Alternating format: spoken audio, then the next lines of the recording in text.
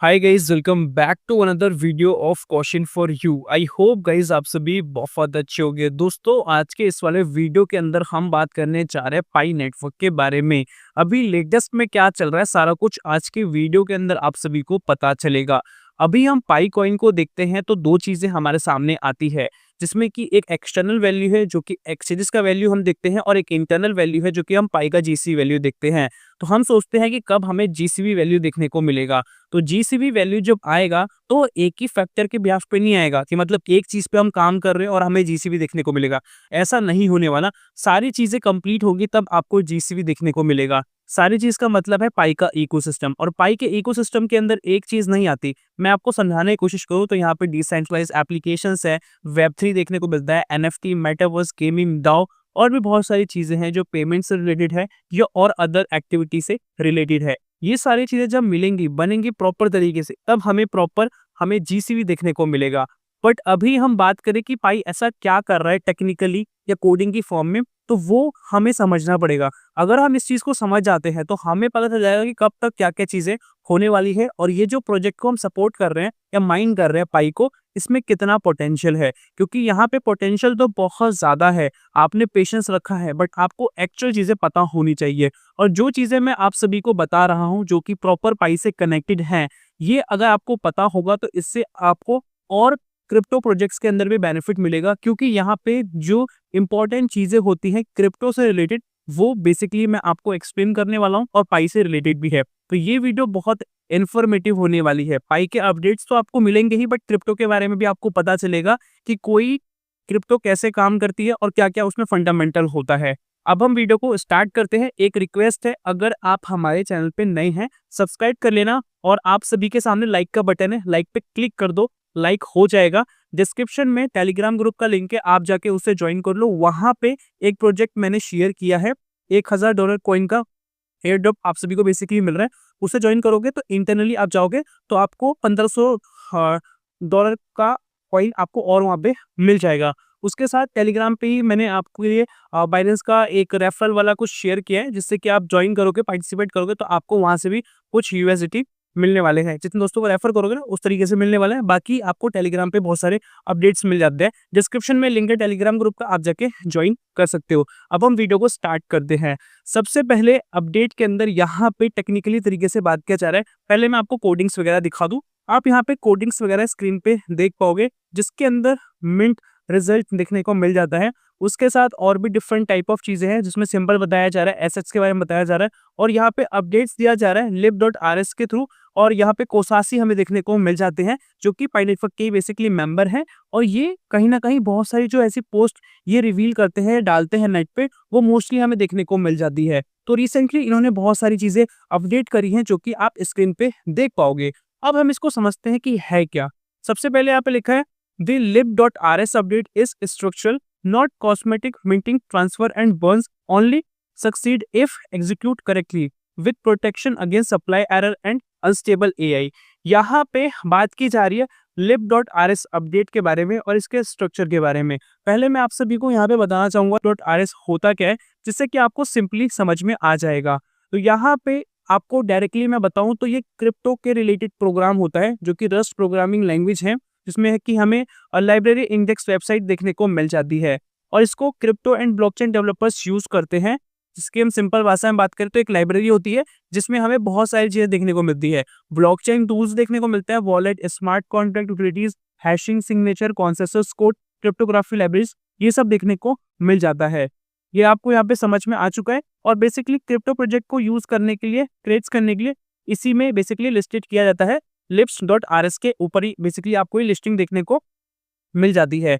और यहाँ पे एक क्लैरिफिकेशन मैं आपको देना चाहूंगा कि lib.rs होता जो है ना, इसका डायरेक्ट कनेक्शन नहीं होता कॉइन से, टोकन से या रेट से। जो एक्सचेंज रेट होता है ना, उससे इसका डायरेक्ट कनेक्शन नहीं होता है। बेसिकली यहाँ पे लिखा है डेवलपर साइड इंफ्रास्ट्रक्चर टर्म्स में हम बात करें तो यहाँ पे किसी भी white paper, GitHub, blockchain project, उन सबका डिस्क्रिप्शन बेसिकली यहाँ पे हमें देखने को मिलता है। वेब3 आर्टिकल के हिसाब से यहाँ पे बताया जा रहा है।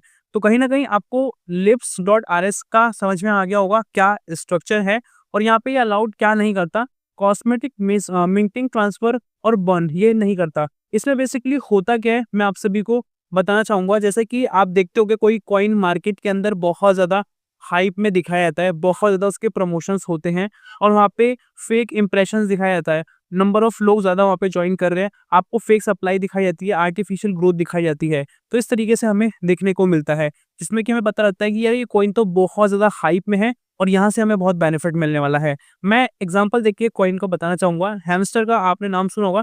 स्टार्टिंग में जब वो आया था, वो बहुत ज़्यादा हाइप में था। सबको लग रहा था कि ये कॉइन आते ही जैसे ही मार्केट में आएगा ना, हमें मिल जाएगा, हमें बहुत एक्सपेंसिव एक्सपेंसिव चीज़ें मिल जाएगी, हमारी लाइफ ही चेंज हो जाएगी। इस तरीके से उसने रिप्रेज़ेंट भी किया था और सभी लोग उसको बेसिकली माइन करना चालू कर चुके थे। हर कोई माइन करना चालू कर चुका था। जैसे नॉर्मल बच्चे गेम खेलते हैं ना, वैसे हर कोई इसको समझ रहा था, माइन कर रहा था, क्योंकि उनको लग रहा था यहाँ से बहुत सारा बेनिफिट मिलेगा। बट रियलिटी क्या हुई आपको भी पता है। तो यहाँ पे उसी चीज़ के बारे में बताया जा रहा है। मैंने एग्ज़ाम्पल लेके बताया है, ज़्यादा कनेक्ट करने की ज़रूरत नहीं है। सिंपली जो चीज़ें समझने वाली है, आपको वो चीज़ें यहाँ पे समझनी है। और यहाँ पे लिखा है, जब भी सारी चीज़ें अच्छे तरीके से सक्सेसफुली जाएँगी ना, तभी ये करेक्टली एग्ज़ीक्यूट हो पाएगा, तभी ये करेक्टली आ पाएगा। यहाँ पे प्रोटेक्शंस की बात की जा रही है, किसके अगेंस्ट बेसिकली, मतलब क्या नहीं होना चाहिए। अगर सप्लाई एरर में कोई गड़बड़ी होती है या एआई अनस्टेबल होता है, तो उसके रिगार्डिंग ये प्रोटेक्शन बेसिकली देता है। और यहाँ पे लिखा है, these hidden changes separate franchise token from resilience financial system. यहाँ पे बताया जा रहा है कि जो टर्म है, यहाँ पे 2 टर्म आपको देखने को मिलती है, सेपरेट फ्रेंचाइज टोकन और रेजिलियंस फाइनेंशियल सिस्टम। ये एक हिडन चेंजेस है। सेपरेट फ्रेंचाइज टोकन में क्या होता है, जो कि एक सेफ टोकन होता है, जो उतना पब्लिकली हमें बताया नहीं जाता। कहीं ना कहीं उसको थोड़ा बचा के रखा जाता है एक मेन टाइम के लिए। अगर वो बताया जाएगा, कहीं ना कहीं सिचुएशन ऐसी हो सकती है कि वो कहीं न कहीं स्कैमर उसको मिसयूज़ कर सकते हैं। तो उसके लिए उसको हाइड करके रखा जाता है। किसके लिए? रेज़िलियंस फाइनेंशियल सिस्टम के हिसाब से। रेज़िलियंस फाइनेंशियल सिस्टम है क्या बेसिकली? अगर आप देखते हो कि ग्लोबल क्राइसिस होते हैं, मार्केट क्रैश होती है, फ्रॉड होता है या पैंडेमिक वगैरह हो गया, तो इन सब चीज़ों से क्या होता है कि मार्केट क्रैश होने के चांसेस होते हैं और हो भी जाते हैं। और क्रिप्टो जो चलने वाली नहीं भी होती ना, जो चलने वाली होती भी है, वो भी नहीं चलती।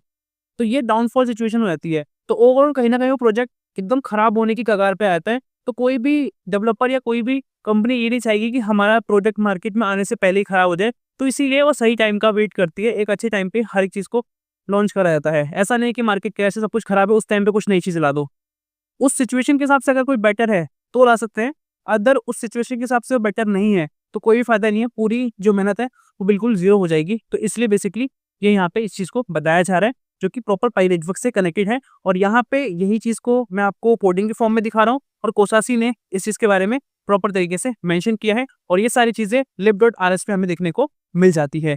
होप्स सो आपको यहाँ पे कुछ नई-नई इन्फॉर्मेशन मिली होगी और इसको आपको जो मैंने टर्म्स बताई है, इसको थोड़ा आप माइंड में याद रखना, जिससे कि आपको फ्यूचर में बेनिफिट मिलेगा। अगर किसी क्रिप्टो के बारे में आप पढ़ रहे हो, सोच रहे हो, समझ रहे हो, तो वहाँ पे अगर ये टर्म देखने को मिलेगी, तो आप थोड़ा कनेक्ट कर पाओगे।